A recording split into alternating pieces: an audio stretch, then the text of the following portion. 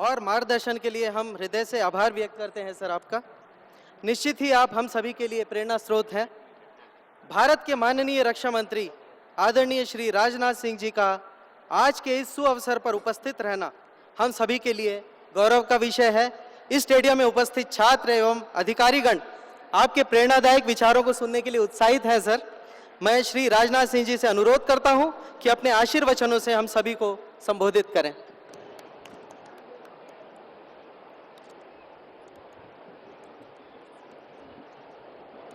बोलिए भारत माता की, भारत माता की जय। तेलंगाना स्टेट की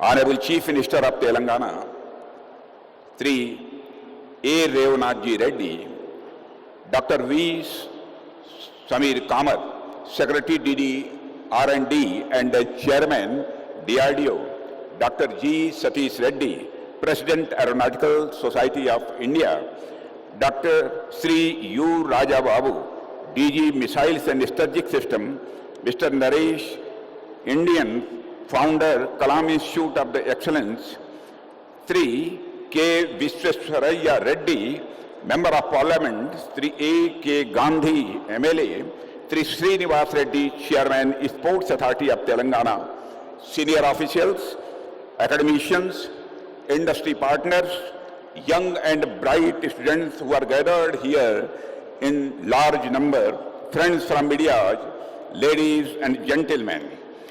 It gives me immense pleasure to be present on this grand stage addressing you all on the historic occasion of the National Science Day. I am very happy to see this huge gathering of the young, inquisitive and energetic minds present in this great setting.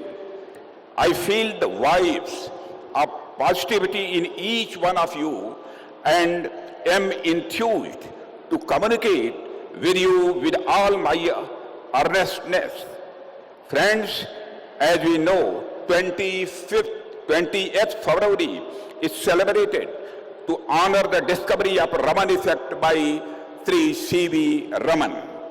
On this day, in 1928, Sri Raman discovered that when light is scattered by the molecules, it undergoes change in wavelength.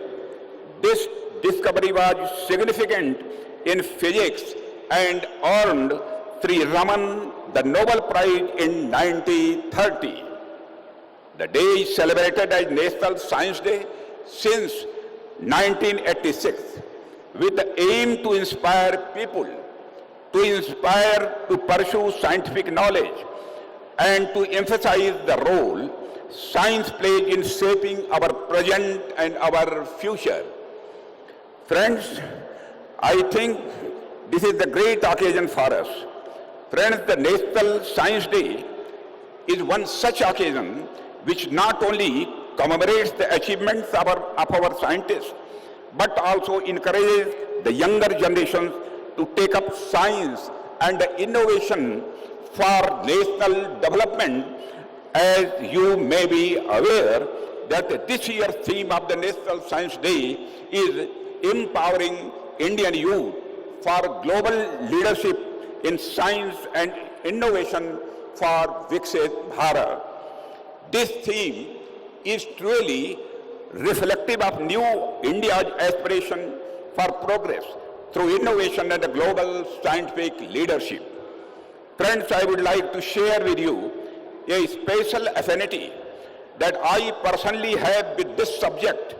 I have been a student of science in my academic years and was a lecturer in physics early on before entering public life. The day resonates with my own journey, reminding me of the power of curiosity, questioning, and exploration, the very foundation of modern science. Friends, it has been my lifelong endeavor to encourage these values, knowing that they are the driving force behind innovation and progress.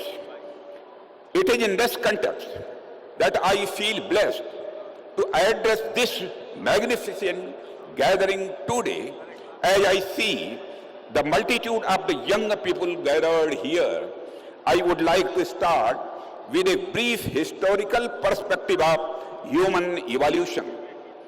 Through the journey of the scientific development, since the bringing of history, it is a sweeping, although very brief, account for my young friends here to make them understand how human evolution and the scientific progress have been so intertwined. Friends, as some of you would be aware, life started on Earth some 4 billion years ago when some organisms came into being. Throughout this incredibly long journey, since these organisms diversified and multiplied into species of the innumerable forms, there is a general agreement among scholars that the modern human being arrived around 70,000 years ago.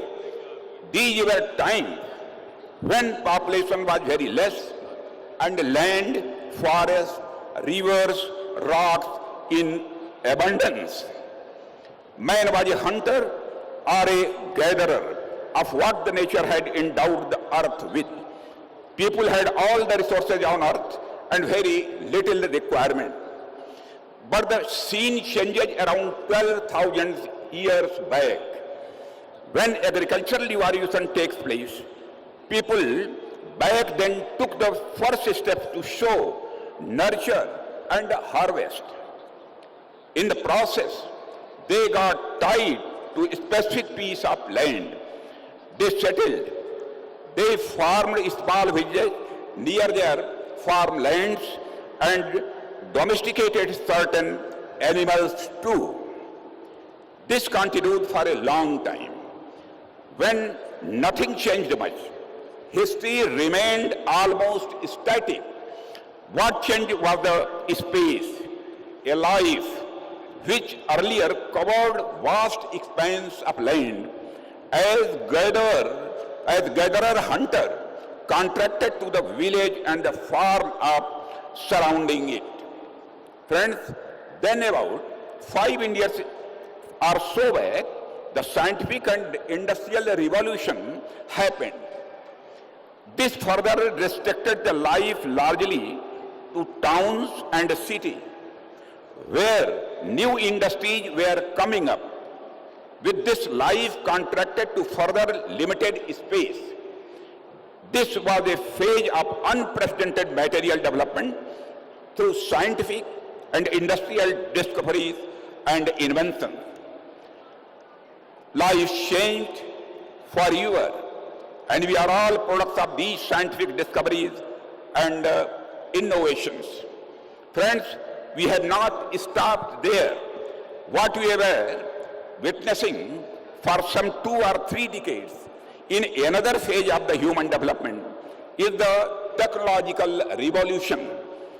In a mind-boggling phase of the scientific and the technological development, we are now witnessing every day transformative scientific innovations which are influencing our lives in unprecedented ways. The shrinking human space I was talking about just now has in many important aspects ceased to exist now. Today, we are living in cyberspace, working on a cloud, talking to intelligent machines. The physical is getting miniaturized and virtually expanding like the universe. Life has virtually shrunk to a mobile handset. Friends, India was no exception to this development. In fact, it will not be a hyperbole to say that the first nation to have cultivated science was India, our country. Indians had profound knowledge about the heliocentric model of the solar system, value of pi, and the decimal system. It was a fact that we knew the solution to indeterminate equations long before Copernicus and his European contemporaries. Friends, Indian mathematics gave the world the numerals we all use today. Pioneering scholars such as Aryabhatta, Bhaskaracharya, Brahmagupta, Bhatteshwaracharya, Sridharacharya, Sripati Madhavacharya, and many others made significant contributions. Friends, why I am telling you this? To make you understand that when India prospered in science, its economy prospered too. When science flourished in India, India flourished in ancient times. But as the destiny had it, India, at the time of the independence, was both capital scarce and technology scarce. It was also poor in skilled human resource. And India was a low-growth economy. Under the circumstances, it was understood that science was the way forward to improve the rates of the economic development essential for a self-generating economy in industry as well as in agriculture. But the growth and application of science and technology remained slow and patchy in the initial decades of independence. The first real transformation came in agriculture sector with application of science in what came to be called the Green Revolution. It removed the perennial food grain scarcity in our country. Application of science led to self-sufficiency in agricultural production in India. And this was the first breakthrough in our march to development. It was a victory of science over hunger.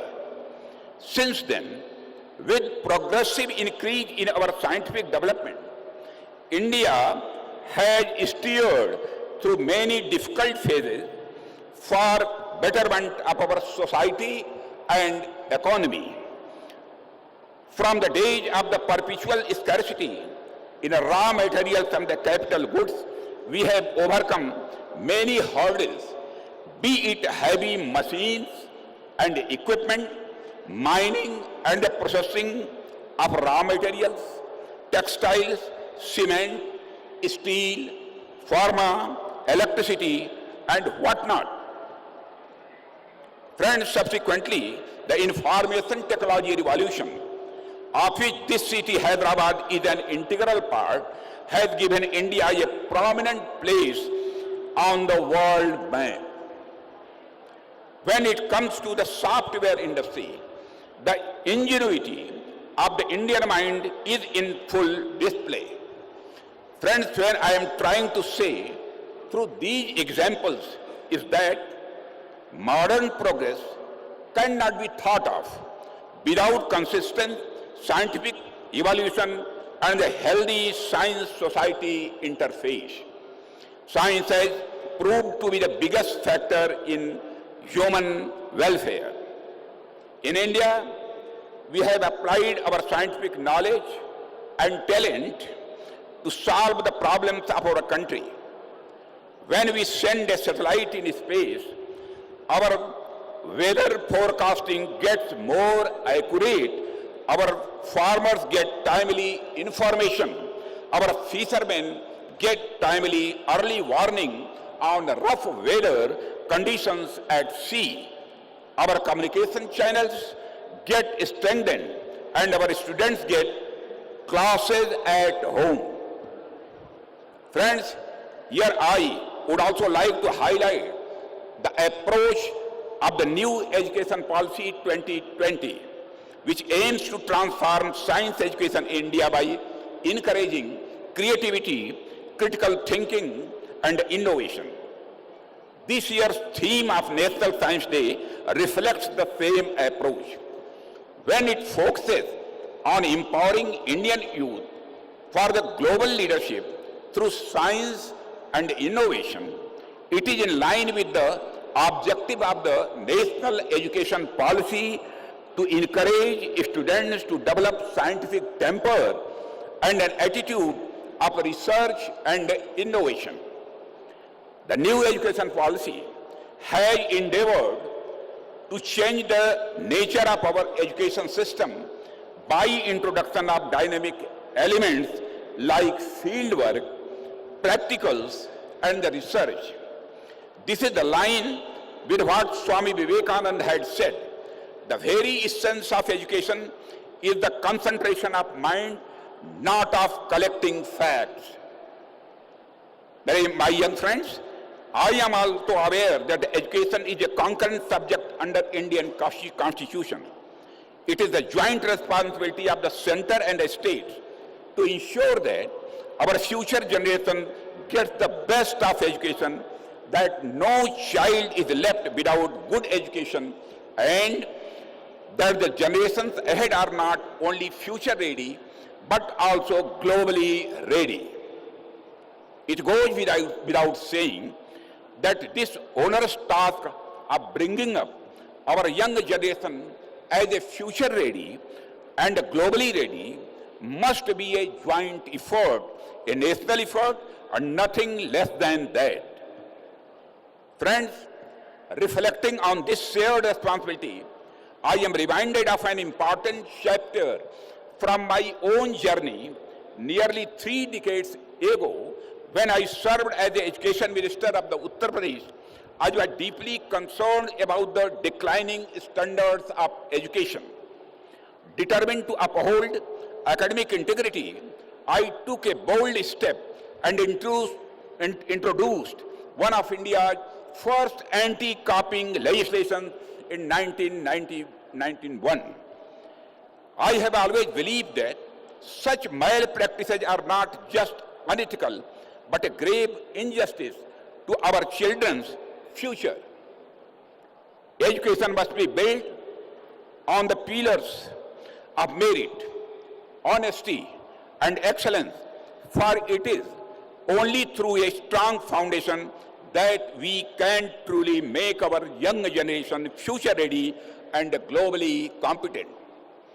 Friends, India has been a hub of innovation since a very long time, even when formal education had not penetrated deep into hinterlands.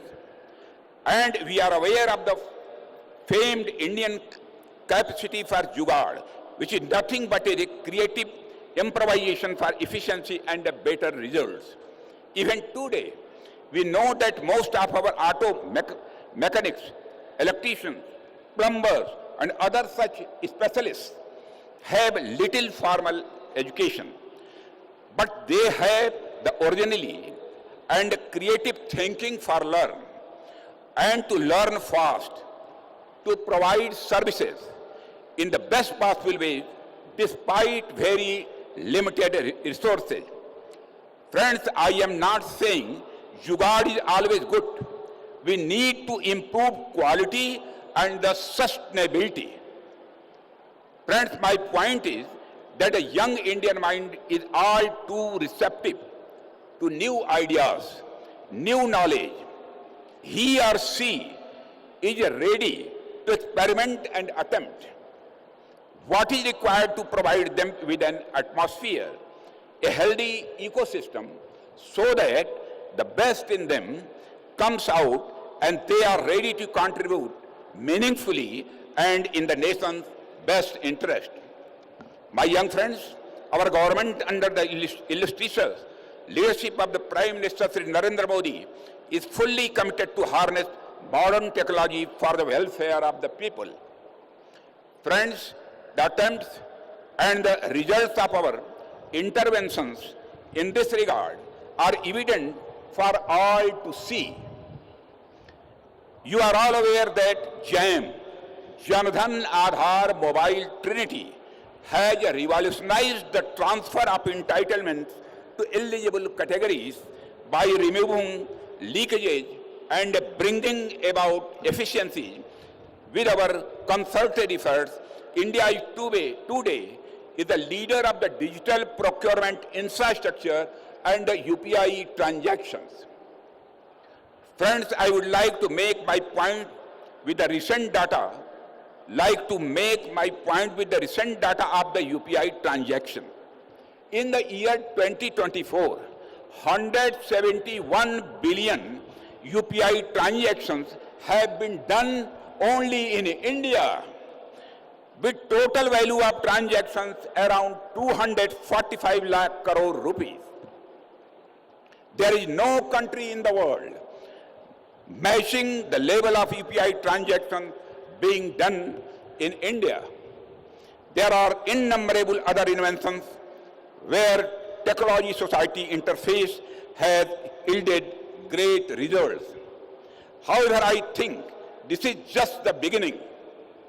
Globally, new technological breakthroughs are on the horizon, and we have to take a lead in transformative technologies like artificial intelligence, quantum computing, machine learning, clean tech, and many more.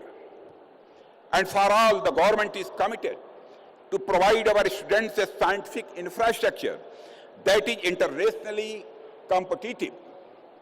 We need our younger generations to inculcate the scientific temper and excel in such frontier technology.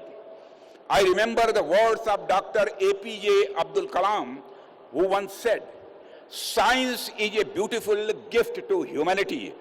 We should not distort it, but use it for betterment of society." Friends, a while ago, I talked about technological developments in the sectors like agriculture and Indian software industry. Now, I would also like to highlight some modern changes in the defense sector. Friends, the changing formats of warfare in recent years too have an increasingly higher technological component as compared to the past. Critical cutting edge and frontier technologies have been adding new dimension of lethality as well as unpredictability in the modern warfare. Unconventional ways of warfare are adding dangerous dimensions to the ways of the warfare in earlier days. Friends, war is increasingly moving from hardware-oriented to software. If we want to remain strong and secure in adverse situations, we need a youth trained in these technologies who can provide solutions to the critical technological changes. From this point of view also, education in modern science and technology is even more important for safety and security of the nation.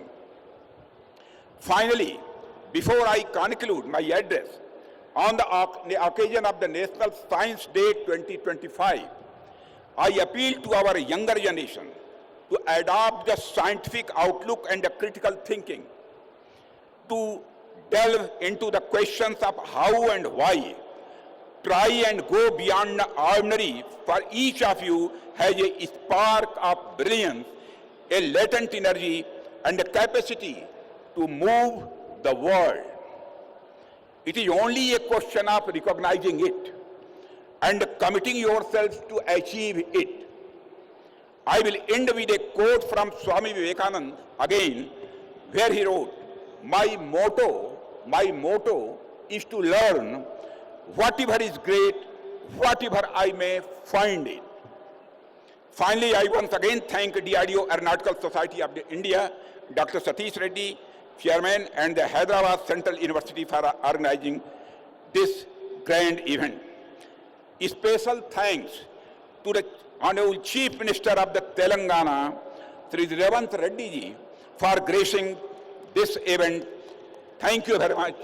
My friends, Jai Hind. बोलिए एक बार सभी लोग जय हिंद, जय हिंद.